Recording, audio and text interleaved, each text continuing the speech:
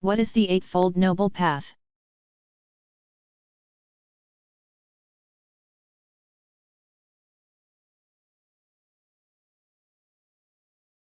True to his hard-headed realism, the Buddha did not send his followers off on a wild goose chase. He suggested a method for achieving a balanced approach to everyday experience. Buddhists call his teaching the middle path because it aims at balance, propriety, and equanimity.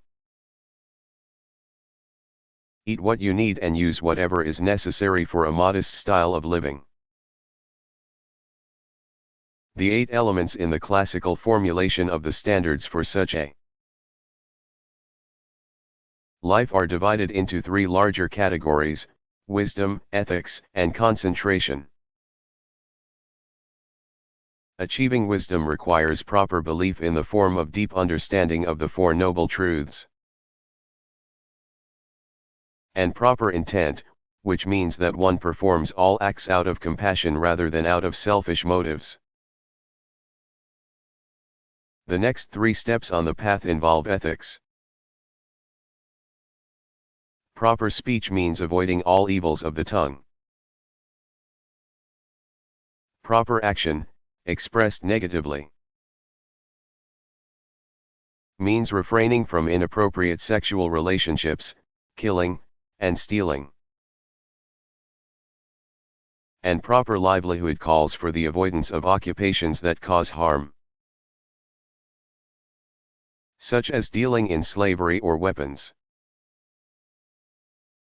Training in concentration also has a triple foundation. Proper effort means perfect balance in one's attitude toward work. Proper attentiveness flows from deep reflection on the 4 noble truths. And proper absorption, a lofty goal, means the ability to be genuinely content in equilibrium between pursuing goals and running from fears. Everything depends on carefully measured responses. That does not necessarily mean the death of spontaneity. It means a habit of discipline and keen awareness of one's personal motivations.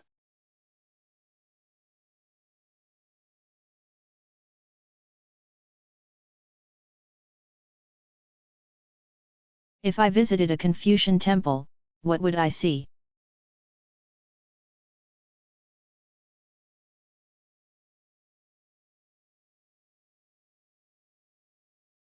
Major Confucian temples are arranged along the same general lines as traditional Buddhist and many CCT temples,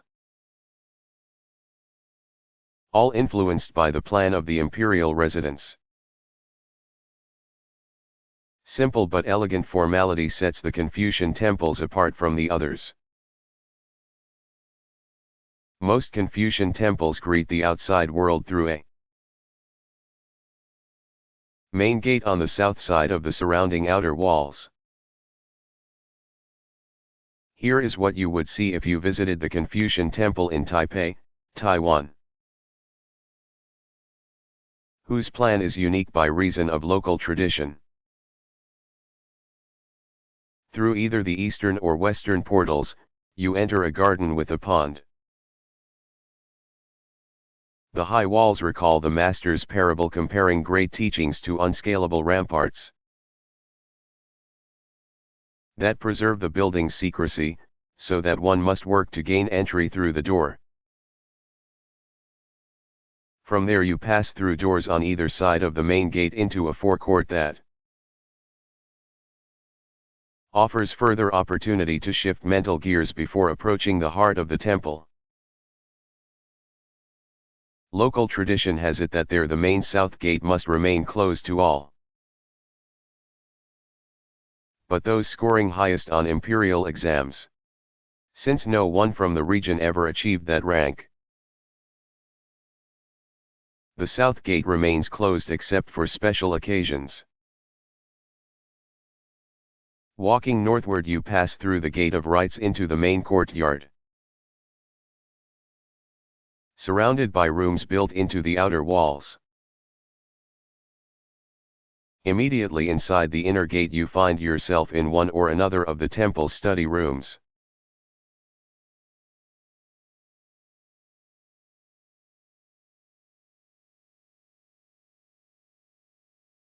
Why is Jerusalem Judaism's holiest city? Are any others especially important?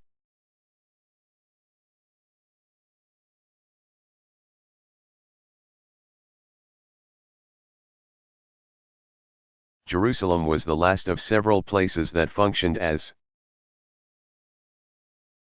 seats of power during the early years of Judaism's monarchy. Around the year 1000 BCE, King David captured the hilltop stronghold from a Canaanite tribe called the Jebusites. David's choice of location may well have been motivated by a desire to establish himself politically in a city that had few links to pre-monarchical Jewish factions. Jerusalem, also called the Hill of Zion, promised David a fresh start. Situated on the highest point in the region, some 2,500 feet above sea level, and more or less in the center of tribal territories. The city already had great physical and topographical potential for acquiring symbolic power. But it would be Solomon's temple, not David's royal headquarters, that would confer on Jerusalem the mantle of great holiness. Within a few generations after David, the city had become the focal point not only of major Jewish ritual and pilgrimage, but the very throne of God. Messianic hopes and expectations came to be attached to Jerusalem.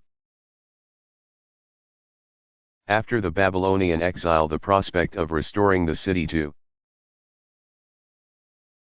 its former glory gave rise to a new theological interpretation. No longer a mere earthly city, Jerusalem was also and even more importantly a heavenly reality mirrored in a terrestrial one.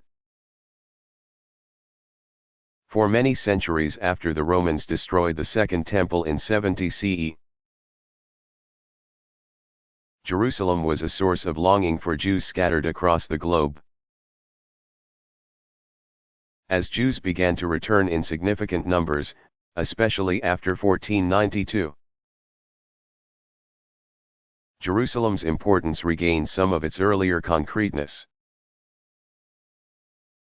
The proclamation of the State of Israel in 1948 raised hopes further. And with Israel's recapture of the city in the Six-Day War of 1967, many Jews revived plans for a full restoration of Jerusalem. For some now that means plans to rebuild the temple. But the political implications are so enormous as to make that a most unlikely eventuality. Virtually every square foot of the Holy Land bears some special meaning. Places that had been especially holy in the days of the patriarchs and judges, prior to the monarchy, have retained only a shadow of their pristine sacredness. Nothing compares with Jerusalem in that regard.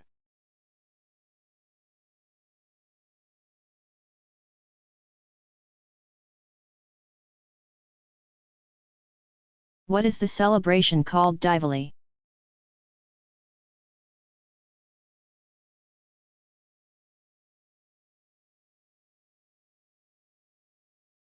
Diwali is one of the most important and widely celebrated of all Hindu observances.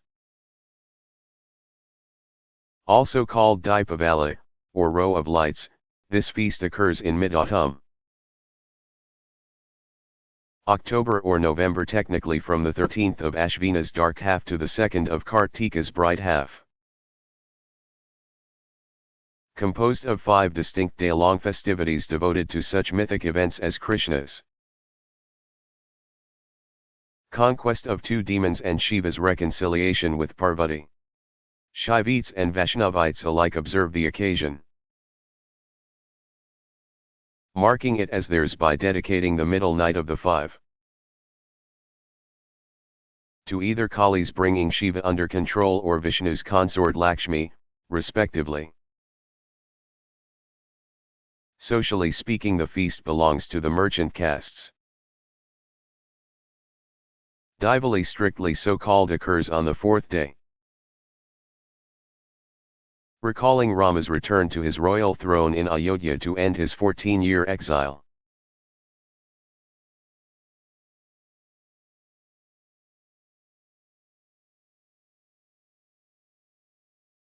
Have the Japanese ever worshipped the emperor? And is the emperor still a religiously important figure?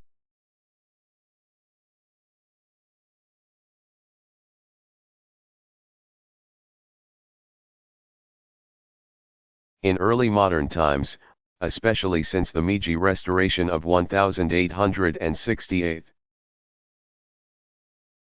Japanese governmental policy included the veneration of the divine emperor as a central element. Major institutions enshrine 20 of the total number of 124 emperors, as well as 11 princes, and focus on their worship. 7 of the imperial shrines are dedicated to honoring the spirits of rulers who died unfortunate deaths. Since the end of World War II, the role of Japan's imperial family has undergone dramatic changes from its former centrality to culture and religion. People still revere the emperor and his household as noble people, who continue to represent and uphold ancient Japanese tradition. Many venerable and arcane Shinto rituals still occur only behind the walls of the imperial palace. But fewer and fewer Japanese have much interest in those ceremonies, and the emperor no longer has the national priestly status he once enjoyed. Still, many hope a royal son will continue the imperial line long into the future. And some even dream nostalgically of an eventual return to the days when the emperor wielded considerable political power. On the whole, though, it is safe to say that most Japanese no longer regard the emperor as divine and do not think of him or his family as significant religious symbols.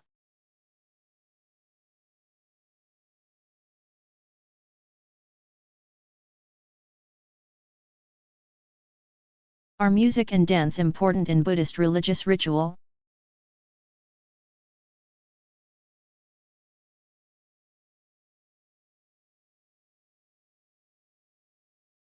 Formal Buddhist rituals generally do not incorporate music as such,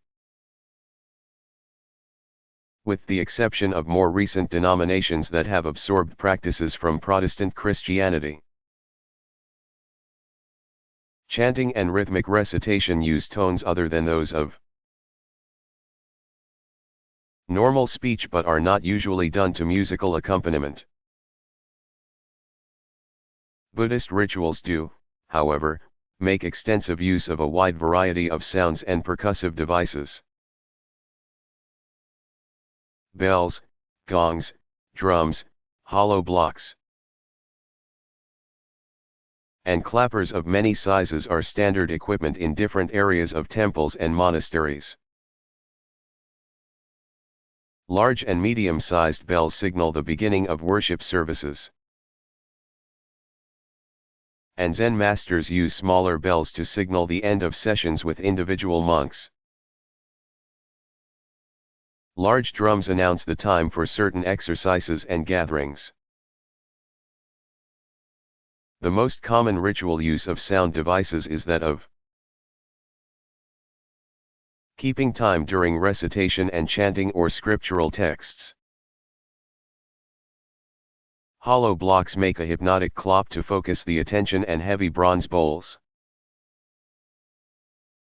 emit a rich lingering note that reminds worshippers of the impermanence of all things. The combination of sustained warm bell-like tones punctuated by stark wooden percussion is very effective and surprisingly easy to listen to. Buddhists in various parts of the world sometimes use music and dance paraliturgically, that is, outside of their primary ritual settings. Zen meditative mood, for example, is often associated with the haunting sound of the bamboo flute called the shakuhachi, and Tibetans have traditionally used vigorous dancing in ceremonies such as exorcism and other protective rituals.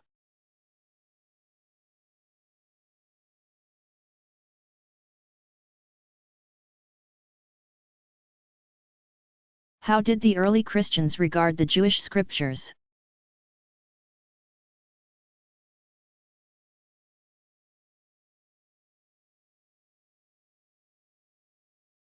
From the very beginning, the emergence of Christianity as a distinct tradition depended on the young community's exegesis of the Hebrew scriptures. Since the majority of the earliest Christians were Jewish by birth and education, they naturally regarded the Hebrew Bible as their own and as authoritative divine revelation.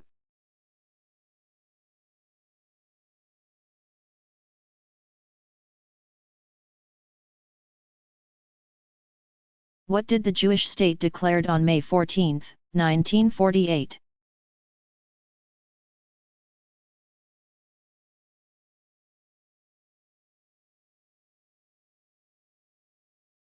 In the 1930s, the world's Jews could see that the survival of European Jews depended on mass immigration to Palestine and to friendly states. This humanitarian imperative, however, was rejected by Britain and by those countries, like the United States, where Jews might conceivably have found a home. Faced with Hitler's hatred on the one hand, and world indifference on the other, the world's Jews realized the absolute need for a Jewish homeland. A sovereign state where Judaism was not only a religion, but a nationality. With the proclamation of an independent Jewish state on May 14, 1948, for the first time since the destruction of the Temple and the dispersion of the Jews, Jewishness became a national as well as a religious identity. By the law of return, every Jew had a right to Israeli citizenship. Thus the State of Israel had become a solution to the problem of the Jews, whose history since the dispersion had been one of trauma and tragedy. In medieval England the Jews had been expelled, in 15th century Spain they had endured the same fate. In most cases, Jews could not achieve political equality in the lands where they settled, and they lacked a land they could call their own and to which they could return.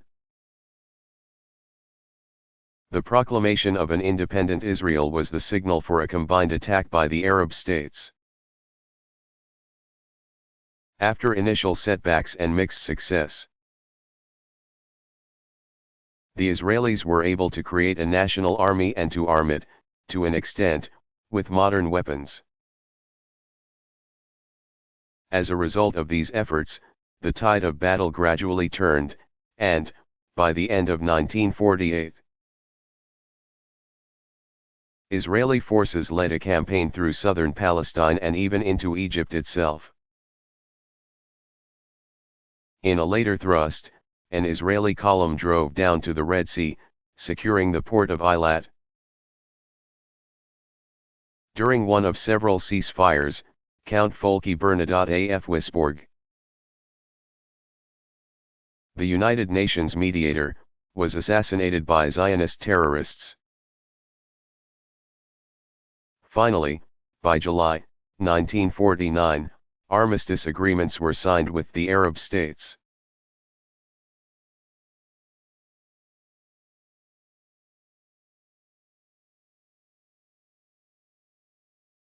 Why is archaeology important in the study of religion?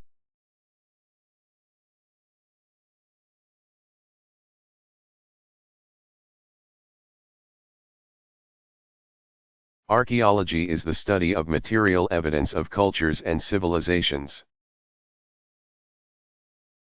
Past. It offers us a vast reservoir of data from which to reconstruct, tentatively at least, the stories of how our ancestors lived and what they believed. Armed with trowels and teaspoons, whisk brooms, and toothbrushes, archaeologists painstakingly unearth layer upon layer of dwellings, cities, libraries, and places of worship.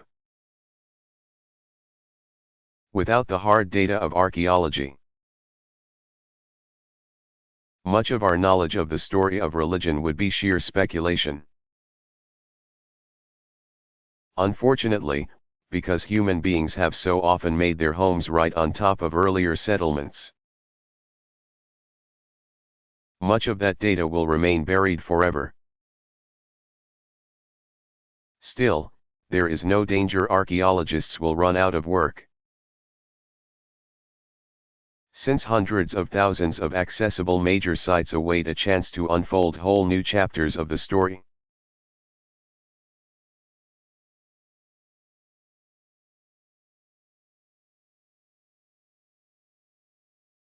Who was the Buddha and what does tradition say about his early life?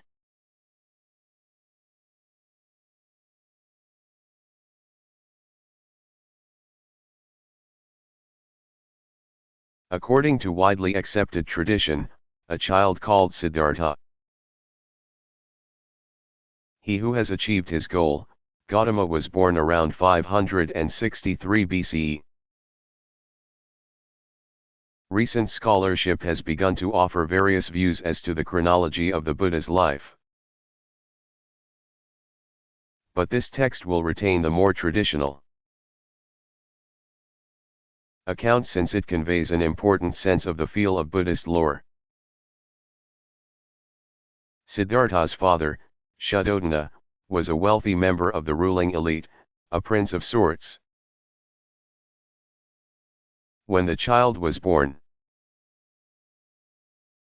his father consulted religious specialists to see what portents the boy's body might communicate.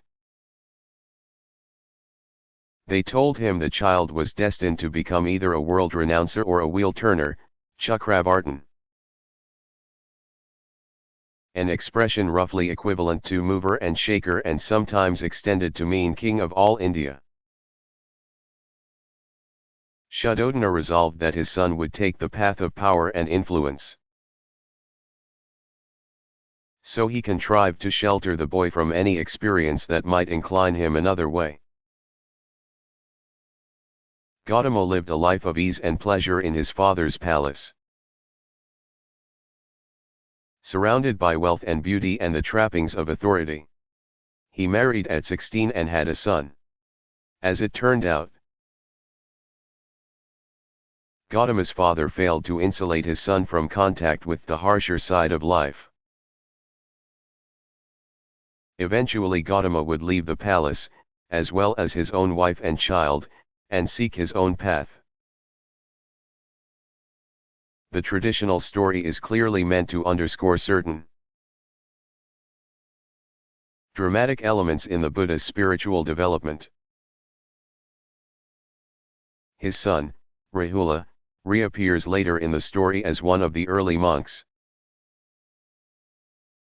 and his wife is said to have become one of the first nuns.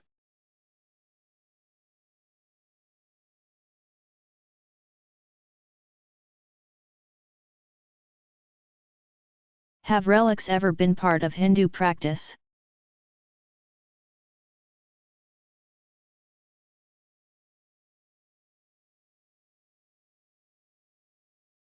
Concern over the sacred remnants of human embodiments of holiness, often called relics, does not play as important a role in Hindu tradition as in, say, Christianity or Buddhism.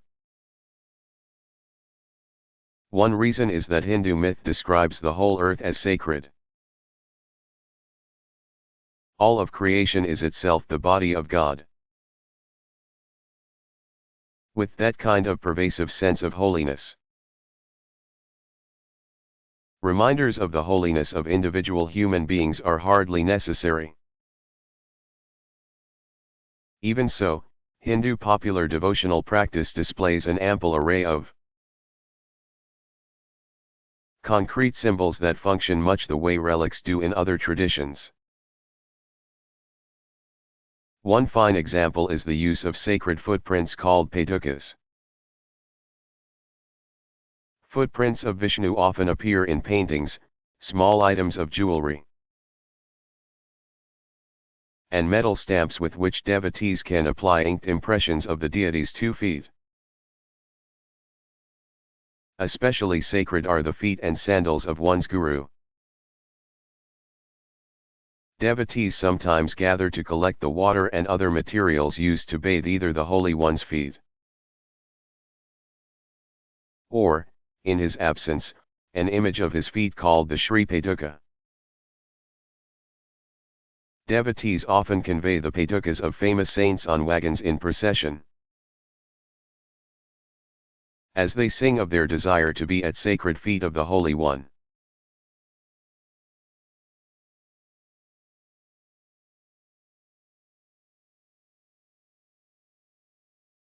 Have women exercised leadership in Confucianism or CIT?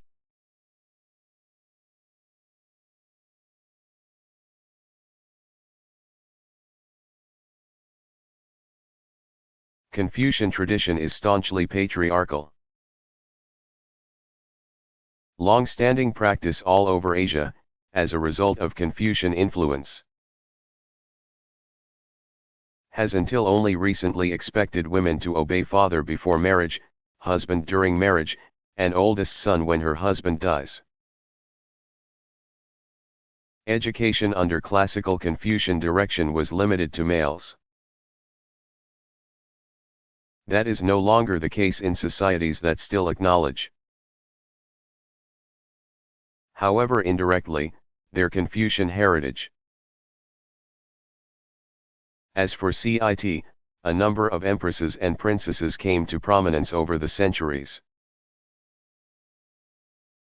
But here too the leadership was male. Empresses were generally in charge of the so-called inner court. Empress mothers frequently had duties in matters of state and thus were often more active in the outside world. Women were never allowed in the main halls of the Forbidden City's outer court, except on the day a new empress married her emperor.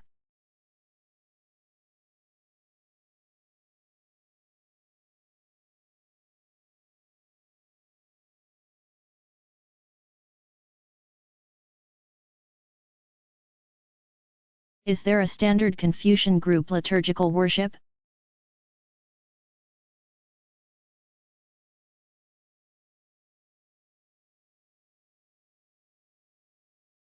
Confucianism is surely among the most ritual-conscious traditions in history. Each day in the life of a Confucian is full of an awareness of the importance of ritualized actions and ways of thinking. But apart from the larger annual or semi-annual public ceremonies, and the regular acknowledgement of revered ancestors, there is no communal Confucian liturgy as such.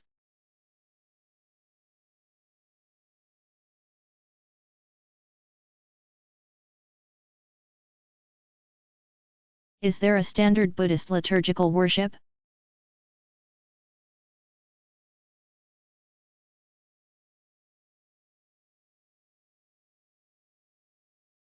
Buddhist denominations that emphasize communal worship exhibit considerable variation in their services.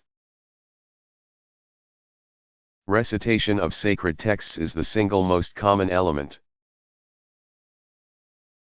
One Japanese Pure Land denomination uses the following order of service. After a call to worship expressing prayerful intent, worshippers pronounce the three refuges. Invoke the presence of the Buddha, praise him. Make a symbolic confession of sins, and recite the name of Amida Buddha 10 times. Then follows a segment of scriptural chanting, explicitly dedicated to rebirth in the Pure Land.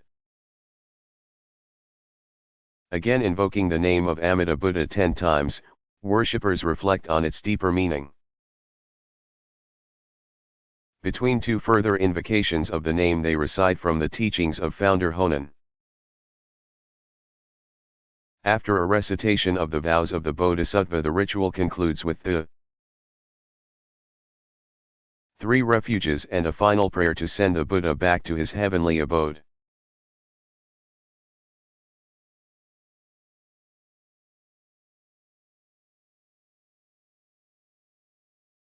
Is there such a thing as a Hindu saint?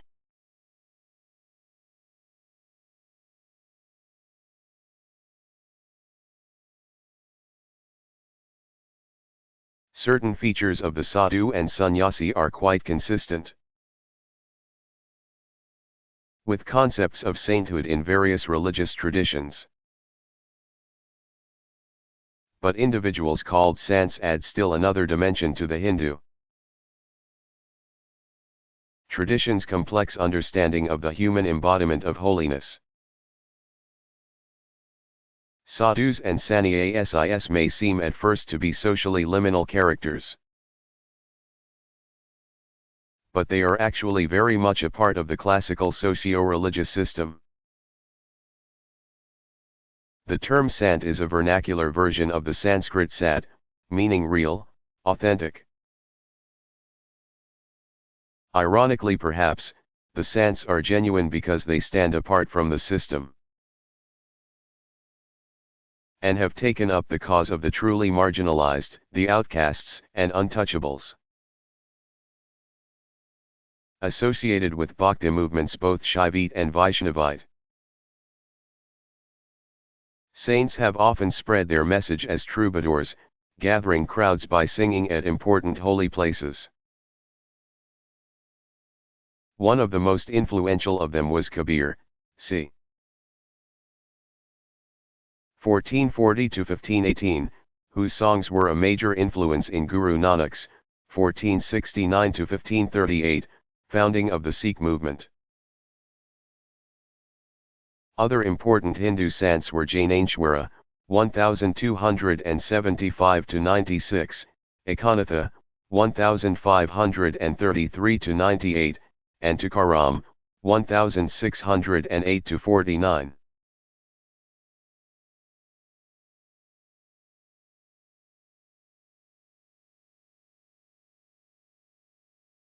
How does this system of religious law work?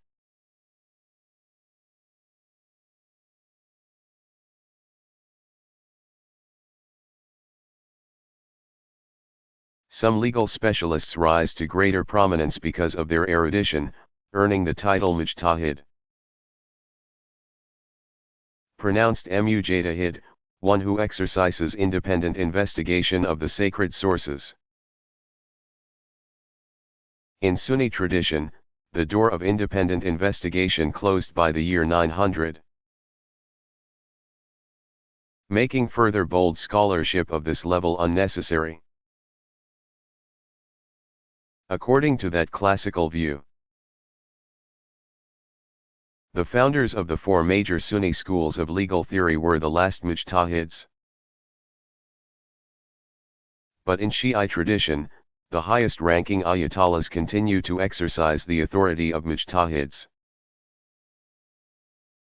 In both traditions, it is up to scholars to offer rulings on controversial or contemporary issues. If a new ethical and legal question arises, a question of artificial life support or some other thorny biomedical matter. For example, a legal scholar would search the relevant sources to determine whether the Quran or Hadith might shed light on the precise issue at hand. If the scholar found only vague parallels that offer insufficient evidence to make a firm ruling on the new problem, he would then study further to see whether in the actual practice of Muslim communities there was an approach that might solve the problem. If the problem is too new to have any kind of useful history, the scholar might appeal to reasoning by analogy, looking for a link between ancient sources and practice and the new problem. Ancient sources may say nothing about artificial life support, but they have much to say about the nature of human life and about human authority to intervene. On the basis of his research, the scholar might then issue a legal advisory called a fatwa. In that statement he would indicate to which of 5 ethico-legal categories the proposed course of action, say, disconnecting life support in a particular case, belonged, forbidden, discouraged, neutral, recommended, or required. Acting upon the advisory, the parties to the case might then choose to bring the matter before a religious judge called a qadi, pronounced Kaadi, himself authorized as a mufti, to adjudicate the matter. The outcome of all this study and interpretation is called Sharia, pronounced Shari'iyah. The divinely revealed law or way of life prescribed for all Muslims.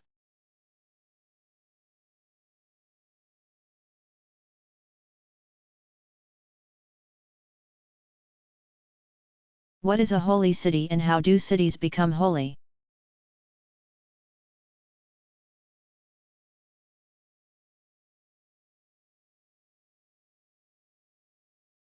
Dozens of cities, towns, and villages across the globe have become especially sacred. Some places actually start off sacred. People acknowledge a place as the site of a unique revelatory event, often called a theophany, or divine manifestation. Some people choose to settle around a sacred site. Since holiness is often associated with natural features conducive to human habitation, springs, rivers, fertile soil, settlements can develop and expand. Other sacred places begin unremarkably as centers of population and acquire their sacredness later, often because a holy person has lived there. Whatever the genesis of a city's sacred character, people often come to believe that the place has always been holy. Over a period of centuries, a holy city may take on more and more religious associations, so that eventually believers regard it as the place where virtually everything of religious significance has happened. The holy city thus becomes a spiritual world unto itself. In a similar way, if believers perceive their holy city not only as the place where it all began but the place it will all come to an end, the city also becomes a microcosm of history. All power and even time itself comes into focus in this one place, this center of the universe. Though it may seem an affront to logic, this kind of symbolic religious cosmology sometimes finds room for more than one center. In other words, some traditions claim several sacred cities. often ranked hierarchically, but all uniquely sacred. This has its own logic, wherever believers gather. For whatever reason, there is the meeting place of heaven and earth.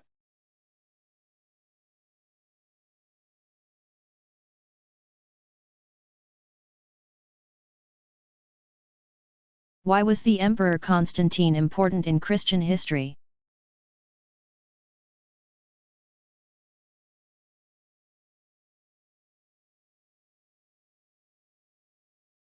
After learning the protocols of the Roman court by serving under Diocletian, Constantine, c.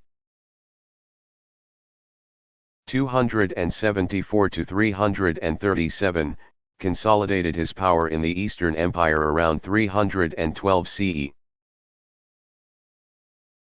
Tradition says Constantine underwent a dramatic conversion to Christianity around that time.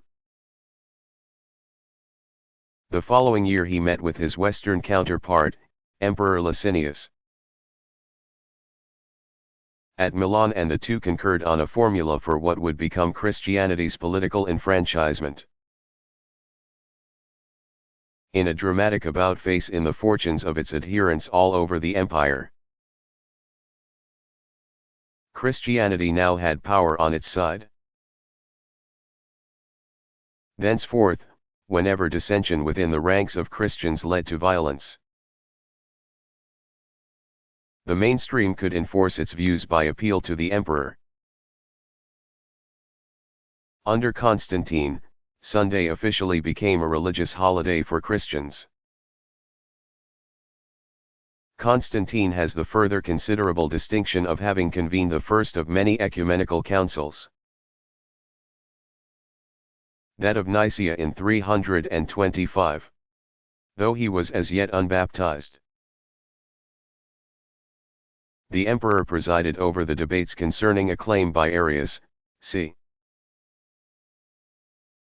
250 to 336 CE, that Jesus was a human creature, not eternal and divine. Bishop Athanasius,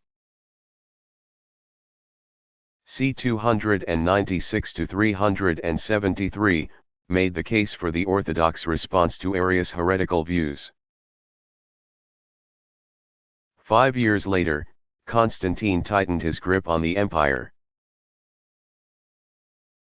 established his capital at Byzantium, newly renamed Constantinople, city of Constantine, and went on to become known among Orthodox Christians as the 13th Apostle.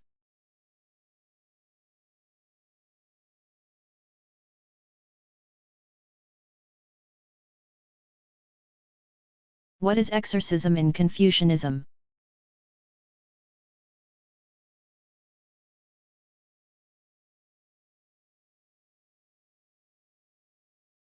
Shamans of ancient times and their deist successors, the black hat and red turban ritual specialists, have generally played the role of exorcists to the Chinese population at large. Confucians and members of the imperial administration might very well have enlisted the services of an exorcist in particular instances. But neither Confucianism nor CIT focuses on matters of this kind, except in relation to ancestor veneration rituals. In a way, attending to the spirits of the dead, whether of the individual family or of the imperial dynasty, seeks to obviate the need for exorcism as such. Proper, sincere, and timely acknowledgement of those spirits reduces the likelihood that frustrated souls will wander abroad with troublesome intent.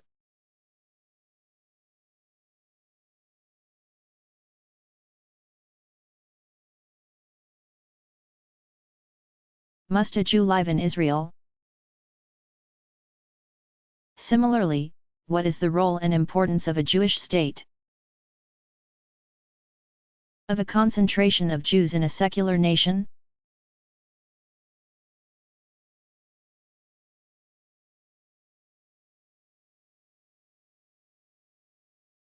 The establishment of the State of Israel in the wake of World War II renewed and shifted the debate. Today, the autonomy of Israel is accepted by many nations. But the debate concerning the rights of Arab settlers in Israel rages on.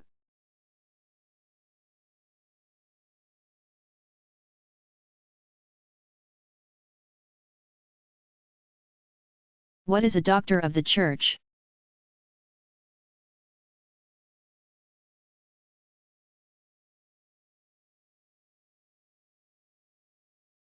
Since the Middle Ages, the Catholic Church has recognized individuals known for their theological learning and spiritual wisdom with the formal title Doctor of the Church.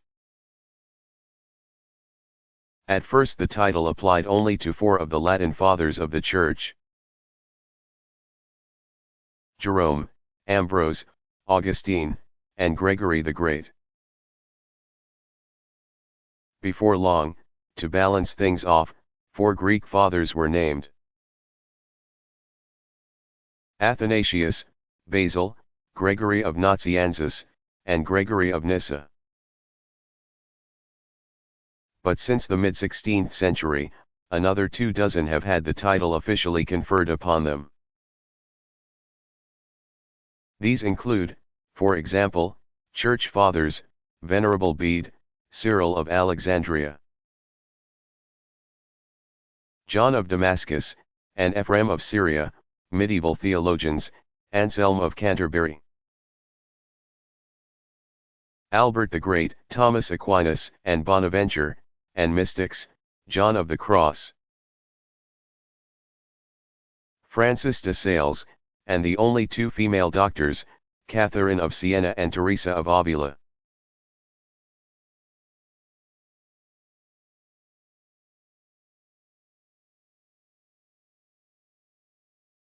Do deists and practitioners of CCT believe in demons or devils?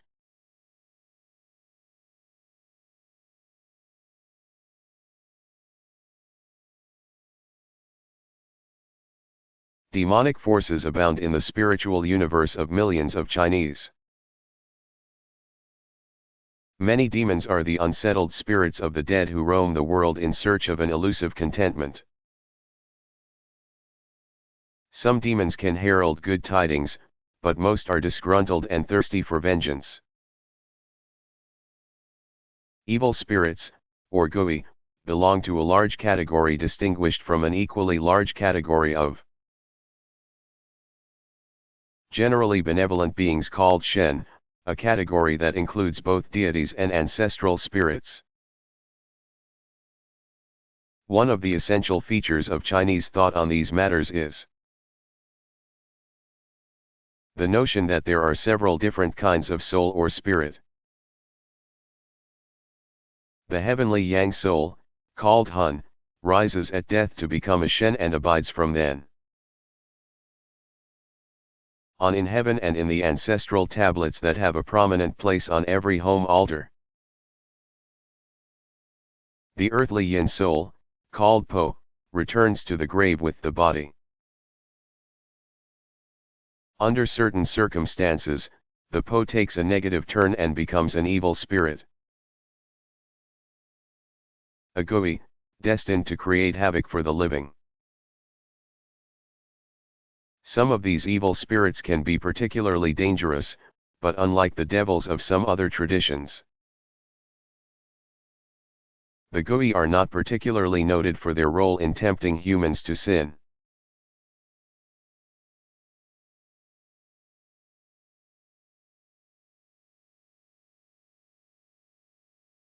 So what happens in Buddhist mysticism?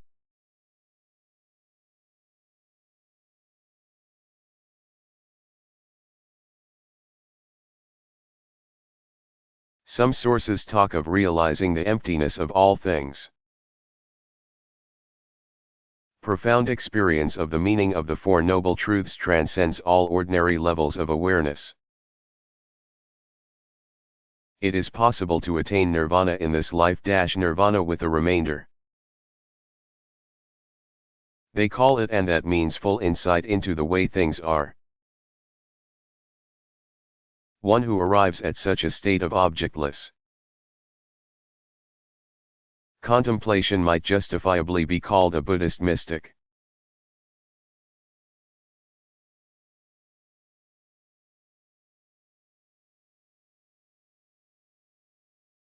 What are the major types of Daoist religious observance?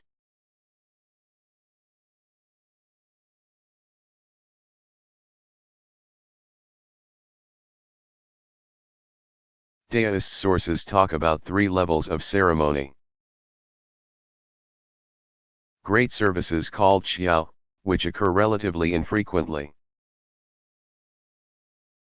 Ritual gatherings called fanhui, and feast days called ten. 2 essential features of every religious celebration are the preparation and the actual event. Zai refers to several types of purifying fast. Strictly speaking, the Zai is preparatory to the main ceremonial event. The offering or qiao, but certain distinct actions set the purification apart. Both celebrants and their sacred space need to be prepared ritually. To purify both mind and body, participants meditate in solitude. Eat vegetarian meals, fast for a time, and refrain from sex. Preparation may commence as much as 3 days ahead. For the major feasts, and continue through the main event itself. Celebrants prepare the sacred space through a combination of actions, including chanting and burning incense. A category of events called qiao includes various kinds of festivities. In ancient times, the principal qiao were associated with planting and harvest. Eventually, various Daoist sects incorporated elements of the time-honored traditions into their liturgies.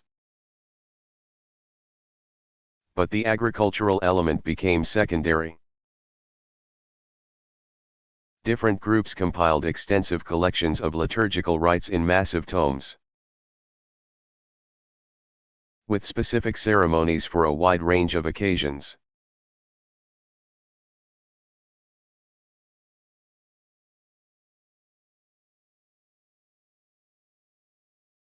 What do Muslims believe about God?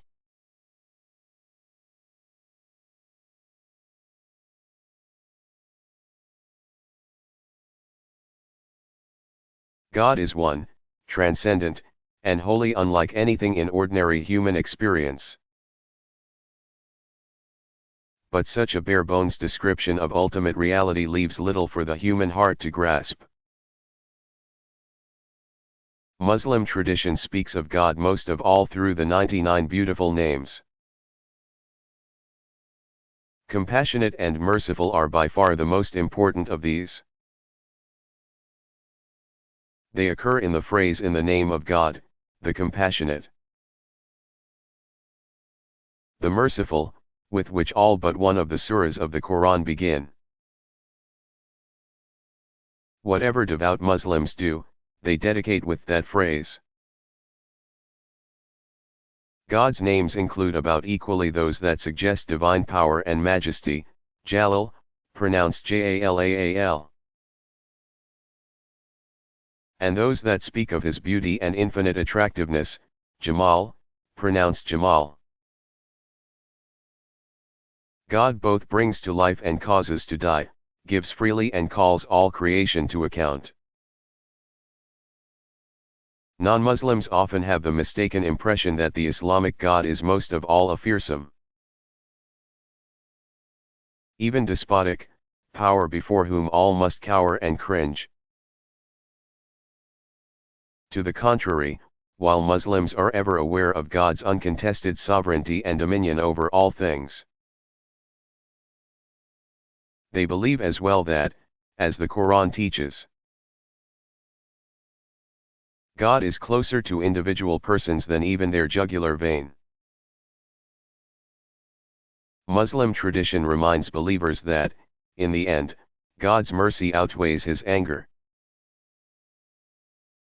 Scores of hadiths describe this God of mercy in such beautiful and moving terms that any outsider who studies them can readily understand why so many Muslims find devotion to such a deity so compelling.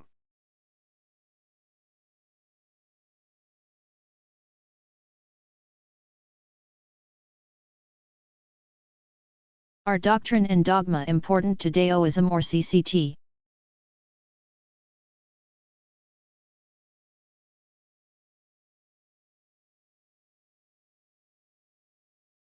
Most of the various schools and sects of Daoism can point to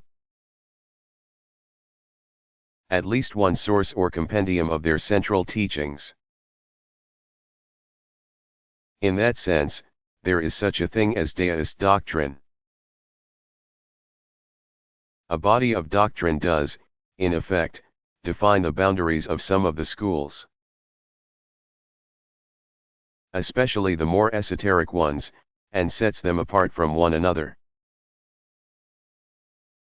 But even in those instances, the doctrinal core is largely subordinate to a given school's central rituals and practices. CCT, on the other hand, does not define itself according to any clearly articulated doctrinal system. Children learn from their parents and extended family of elders a host of convictions and practices of the sort often called folk beliefs. Where there is no formally defined doctrine, there can be no dogma in the sense of a minimum required for membership. Of those Daoist schools and sects that have developed distinctive doctrinal tenets, only the most esoteric have even approached the kind of official dogmatic pronouncement one finds. For example, in Roman Catholicism.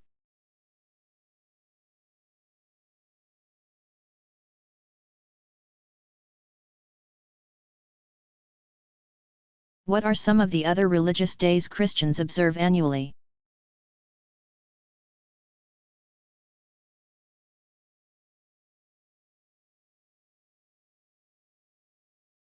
Numerous fixed feast days recall the lives of important saints as well as significant moments in the lives of Jesus and his mother Mary.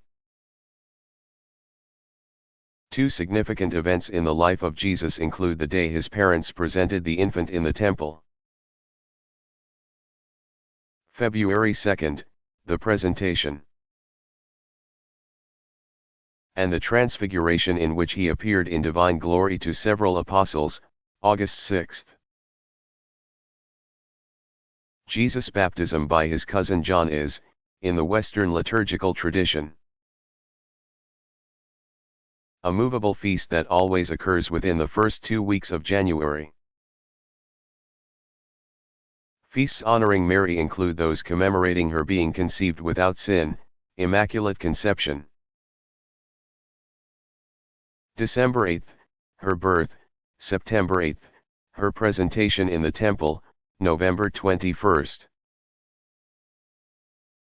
Elizabeth's visitation with Mary, May 31st, and her bodily ascension into heaven, Dormition/Assumption, August 15th.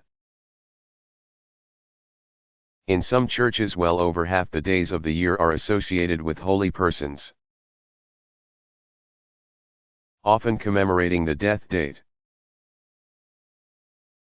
A major saint such as John the Baptist might even merit an observance of both his birth,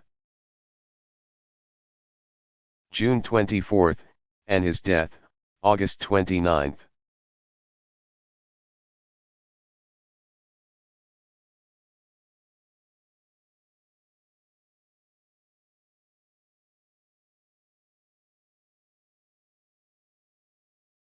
How does one know when he or she has crossed the moral divide?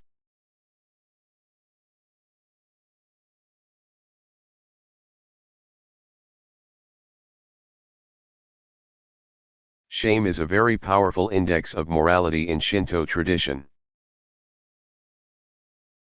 What members of some traditions identify as moral guilt incurred objectively as a result of some specific act.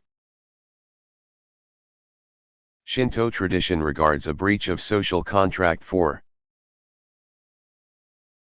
which the individual ought to be ashamed and seek forgiveness through purification.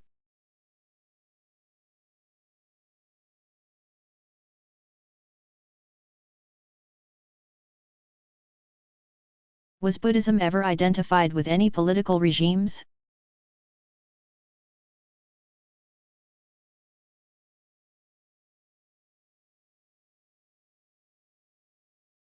Buddhism enjoyed the patronage of two very influential Indian monarchs. A ruler of the Maurya dynasty named Ashoka, r. 270 to 230 BCE, is credited with for the first dramatic expansion of Buddhism across much of India. He declared Buddhism the state creed and sent missionaries westward through present-day Afghanistan and south to Sri Lanka. Not until nearly 4 centuries later did Buddhism again profit from formal political support. A king of the Kushan dynasty named Kanishka, r. 120 to 162 CE, picked up where Ashoka had left off. In fact, Kanishka may have learned of Buddhism in his native land to the northwest of India as a result of Ashoka's earlier missionary endeavors. Kanishka launched a new wave of missionary activity, dispatching monks to China, Tibet, and Burma. But it was the newer Mahayana teaching that Kanishka supported. Only one other important Indian regime would give Buddhism the official seal of approval. From its capital in Bengal to the northeast, the Pala dynasty, 750-1150, supported a brand of Mahayana teaching that retained esoteric elements from Hinduism. Before the last of the Palas died, Buddhism would be nearly defunct in India. Outside of India, several Buddhist dynasties helped to establish the tradition in Southeast Asia. On Indonesia's central island, Java, the Shalandras, 778 to 864, professed a type of Mahayana teaching. Meanwhile, Buddhist monarchs helped the tradition take root in Tibet.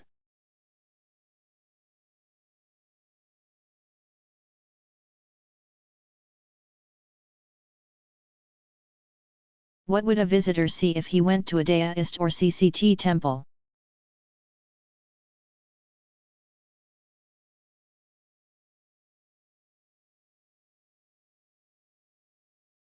Larger traditional Chinese temples, of whatever affiliation,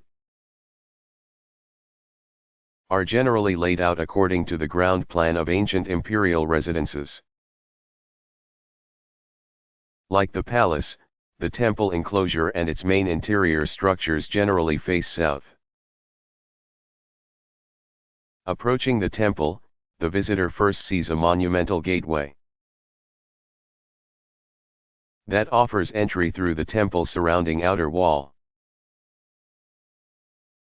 Gracefully curved roofs decorated with numerous small multicolored glass or ceramic figures crown the gate as well as the main interior buildings.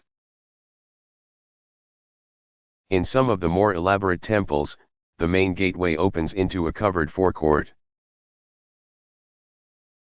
or a vestibule in which the worshipper can begin to experience the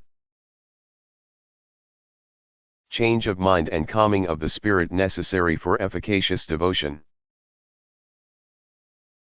Around the perimeter of the main courtyard one might find small separate halls that function like chapels for devotion to subordinate sacred figures, as well as special features like bell towers. but the focal point of the temple, whether daist or CCT, is typically a freestanding structure in the middle or toward the rear of the main courtyard. A large cauldron or kettle filled with sand, into which devotees insert their offerings of incense sticks, stands 10 or 15 feet away from the main entry to the shrine, at either end of the main building's roofline,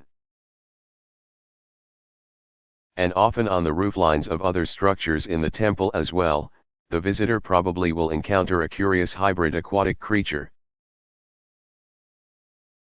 dragon-headed and fish-tailed, called the Jiwen. Popular lore says the exuberant creature protects the building from destruction by fire. Pillars or columns decorated with deeply carved stone dragons,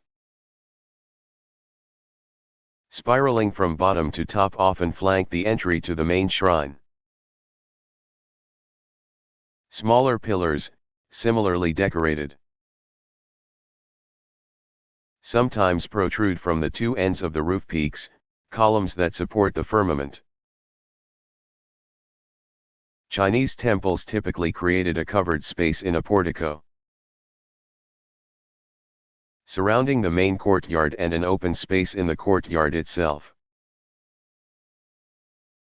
The main shrine may be a fairly large structure, but ordinary worshippers usually make their offerings standing in front of the building, while temple staff perform associated ritual actions closer to the altars within the shrine. Smaller neighborhood or family temples naturally lack the grand architectural layout.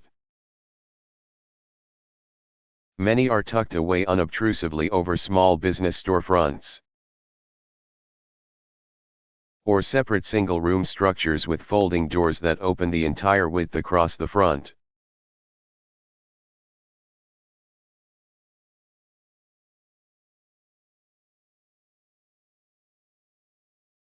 How do religious traditions settle on the contents of their scriptures?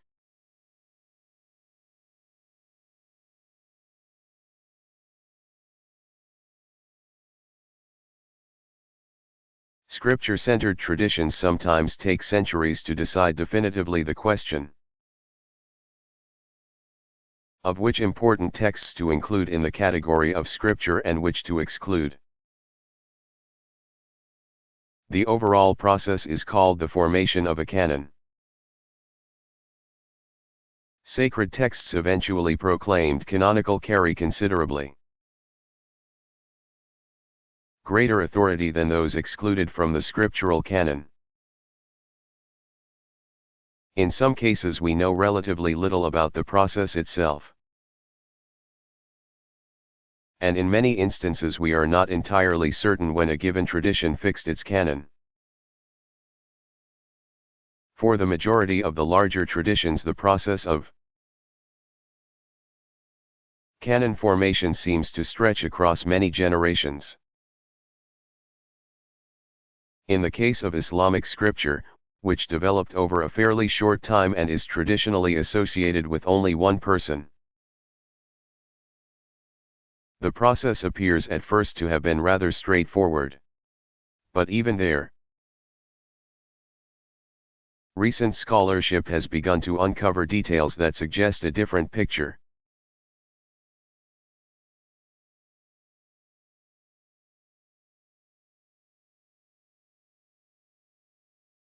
What does serpent handling have to do with Christianity?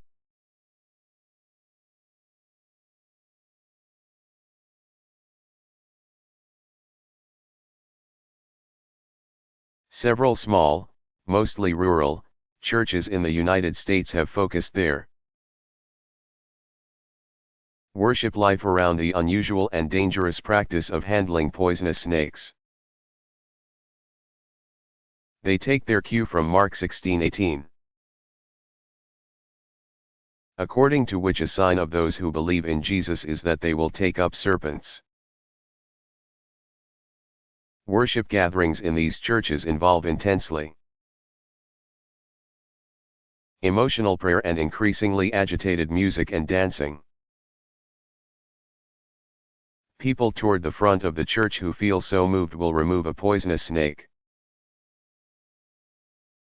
or even two, from their containers, holding them up at face level while dancing around the room. Some say it is the music and motion that prevent the serpents from striking. Rattlesnakes seem to be the serpent of choice, perhaps because the noise they make with their tails adds to the drama and because the rattling might warn of an imminent strike. Copperheads and water moccasins are also sometimes used. Many worshippers have been bitten, some many times, and more than a few have died. But that in no way deters worshippers from continuing the practice. Ever in search of perfect faith and trust in God.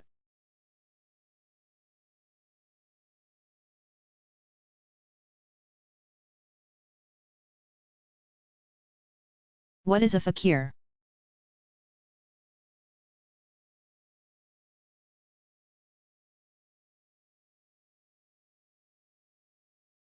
Fakir has become a widely used term generally disconnected from its original meaning. It comes from the Arabic word fakir, meaning poor person or beggar in other words.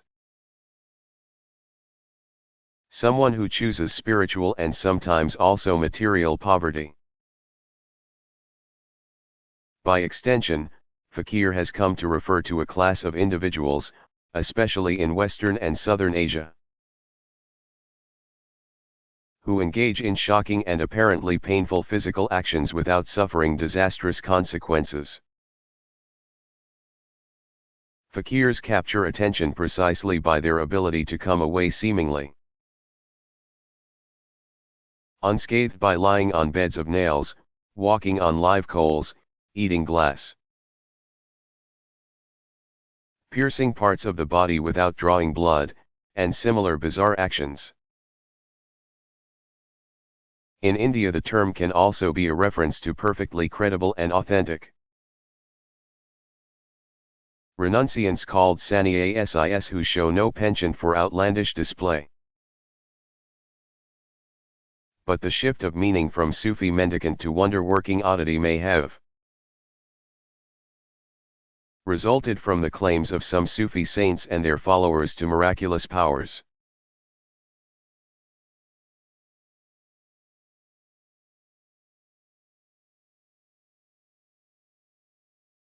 Who was the Grand Inquisitor and what was the Inquisition?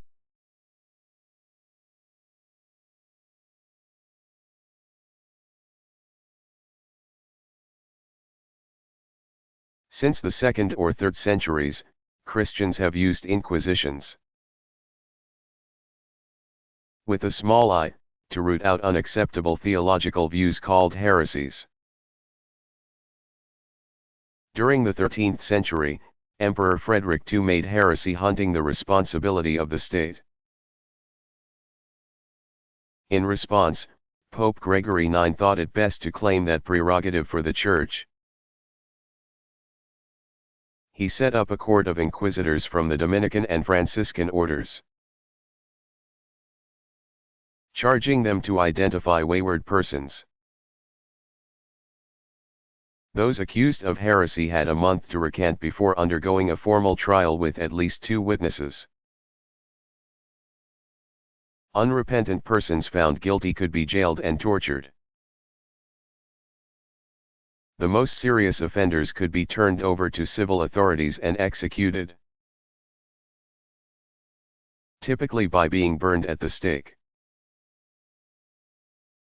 Spanish monarchs Ferdinand and Isabella established their own version of the Inquisition. In 1479, Jews and Muslims who had converted to Christianity were their initial targets. But they eventually sent their Grand Inquisitor, Torquemada, after Protestants as well. Even people who are now famous saints, such as Ignatius Loyola, were occasionally required to give an account of themselves. The Spanish Inquisition lasted until the early 19th century.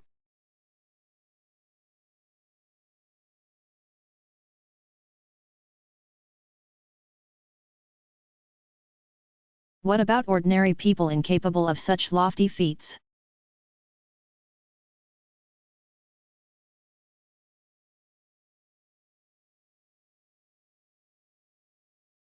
They can still hope to receive an immortal body after resurrection. A belief with some similarity to classic Christian notions of bodily resurrection. Another important distinction between deist notions of salvation and, for example,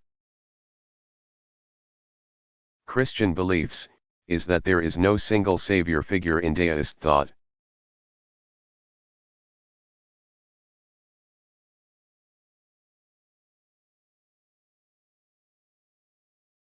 How and where do members of local Shinto communities come together?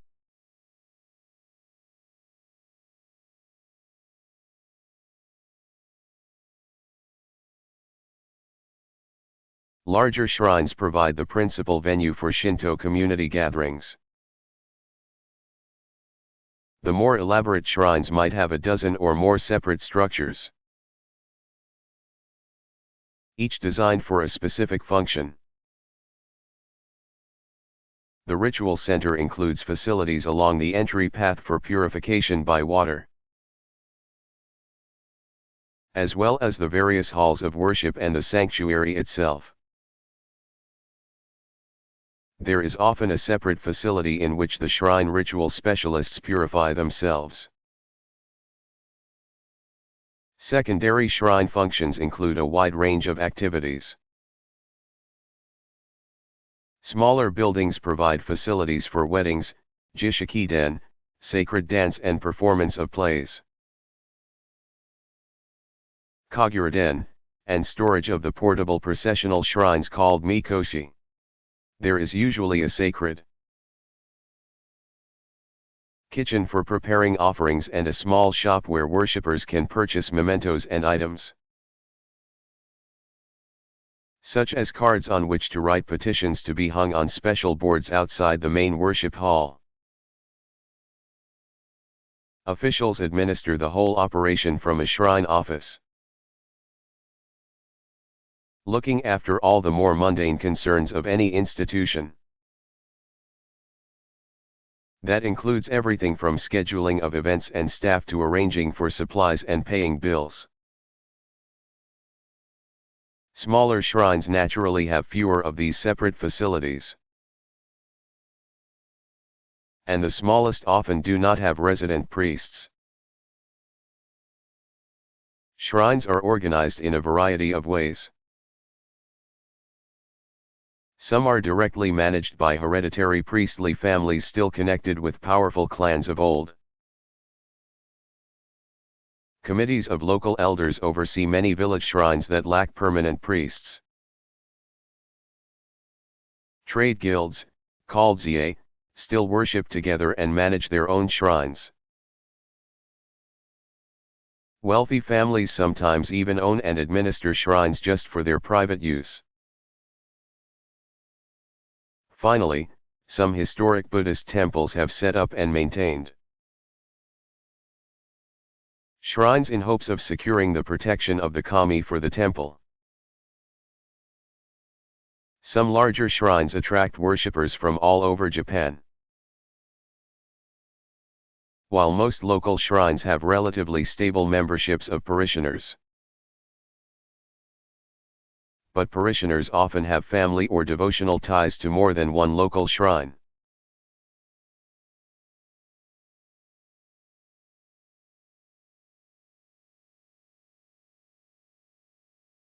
What is the principal Confucian virtue?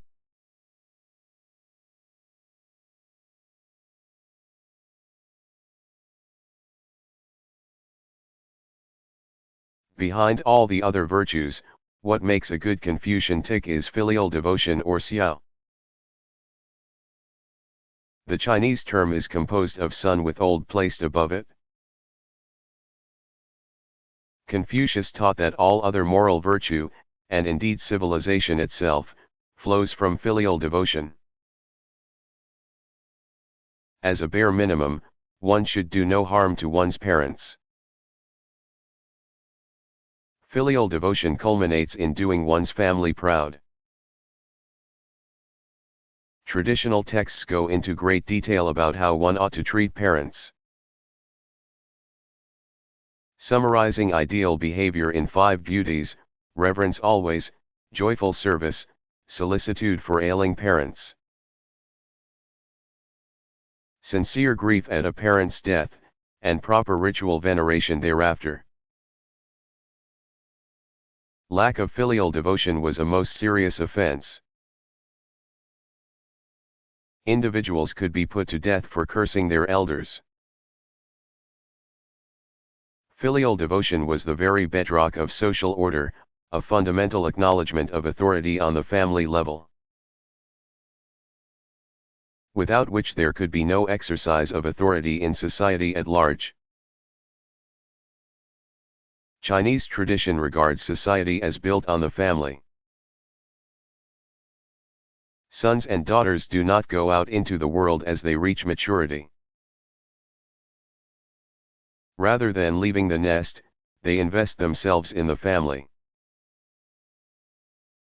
knowing that their children will do the same. Only in that way can the foundations of society as a whole remain firm.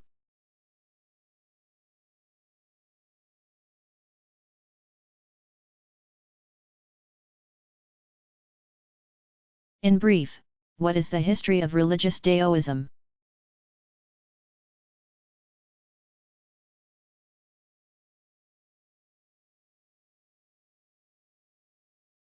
Religious Daoism emerged as a recognizable tradition in its own right during the latter decades of the Han Dynasty, 202 BCE to 221 CE.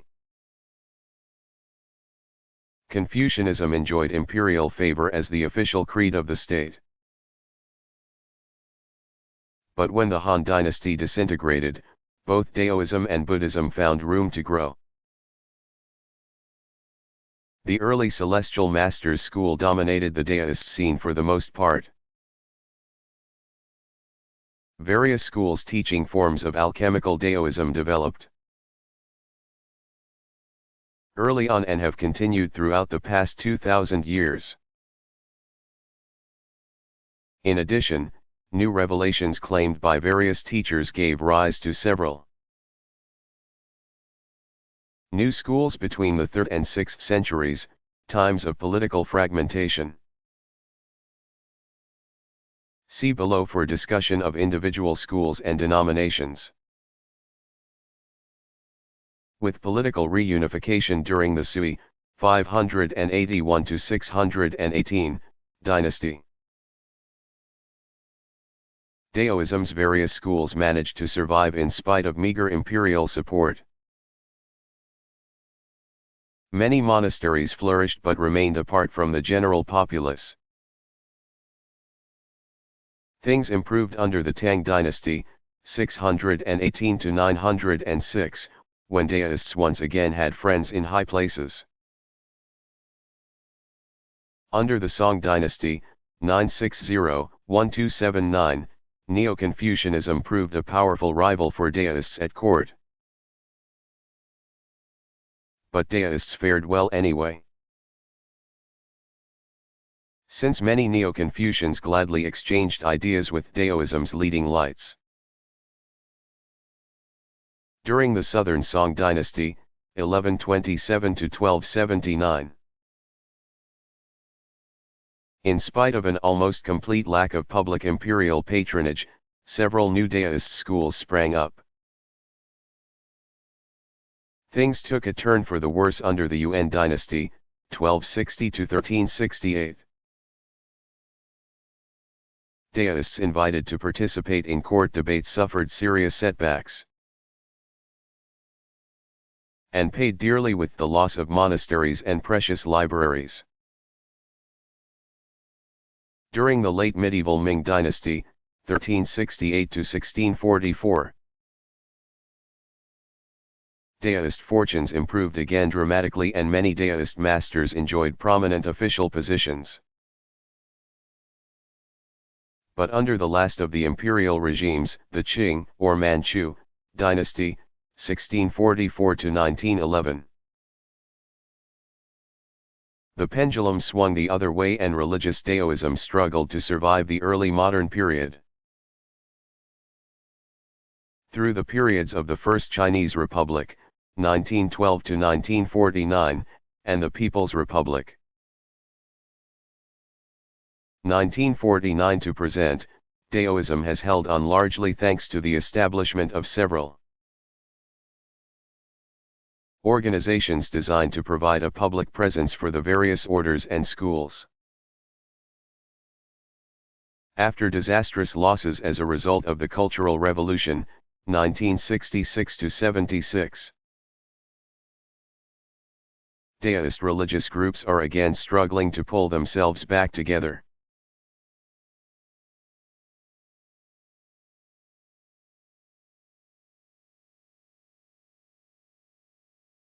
What is the connection between regular observances and sacred history?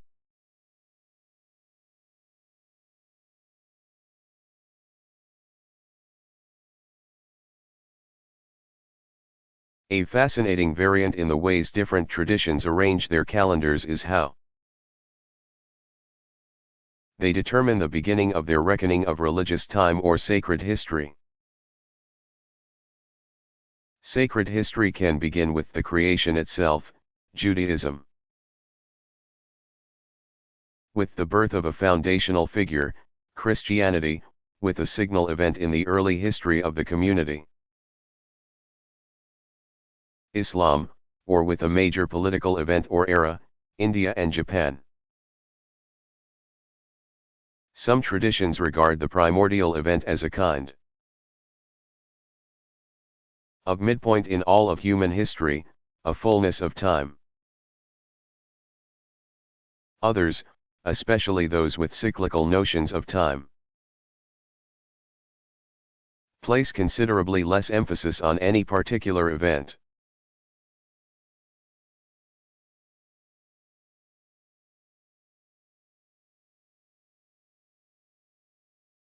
Is ritual sacrifice part of Shinto tradition?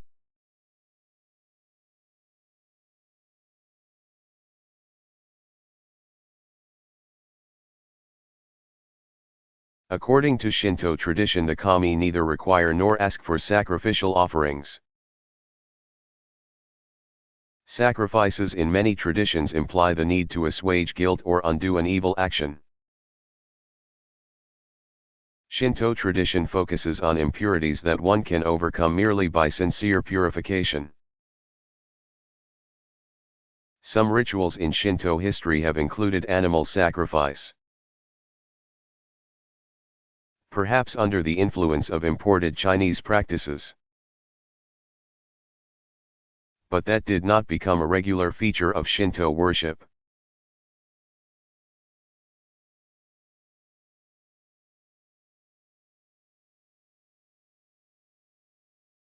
How do the Christian scriptures describe Jesus?